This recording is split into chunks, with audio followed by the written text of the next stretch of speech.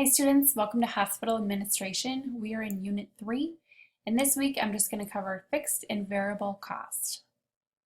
When we look at fixed and variable costs, we see that beds are part of a physical infrastructure that is a largely fixed cost in a hospital. Once they are in place, the bonds or loans that put them there must be paid off whether or not patients are occupying them. In contrast, nursing and other staff schedules can dynamically respond to changes in the patient census on a unit, and so these are semi-variable costs that will change with changing patient volumes and lengths of stay. This difference affects the key management challenges in nursing units. For decisions made infrequently and impacting long-term fixed costs, such as building a new bed tower, a key challenge is the initial capacity decision. For example, how many beds should the hospital have? This decision has long-term consequences for whole hospital performance due to its fixed nature and the capacity constraints it imposes on all future operations. It is very common to manage expensive fixed cost assets by measuring their utilization. No industry wants to invest in an expensive asset just to see it lying idle. Bed utilization is typically calculated based on a midnight census of patients divided by the total number of beds in the hospital. However, if the length of stay is high, the patient census can be even high if throughput, the revenue production, is low.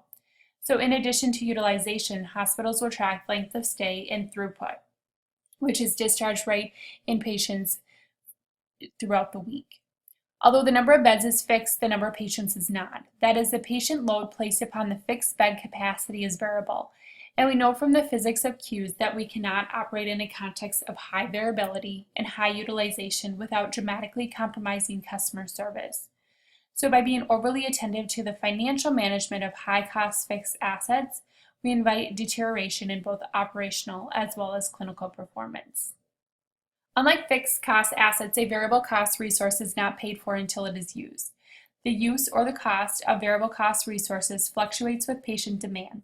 This is important because costs will rise and fall with revenue patients, in contrast with fixed cost resources, whose costs are fixed regardless of revenues. For purely variable cost resources, which can be purchased and released as required, the original capacity decision is moot because capacity can be marshaled as needed.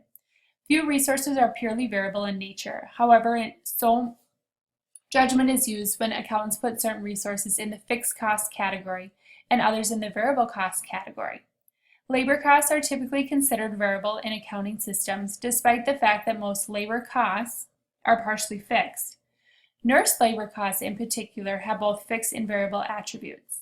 In the face of nursing shortages and long training times, hospitals will want to retain their nursing resources. On the other hand, the use of nursing resources does vary with patient load via a nurse scheduling system that assigns nurses to shifts in an attempt to match supply and demand. Further, if too many or too few nurses show up on a given day, there are typically contractual options available to remedy the imbalance. So the use and cost of nurses varies with patient demand. So this lecture was a brief overview on fixed and variable costs and how it affects hospitals. So make sure that you complete your lecture review this week, complete your discussion board posting in response to 2 peers, and double check your weekly units for assignments that you have due this week. If you have any questions, please let me know. Otherwise, have a great week.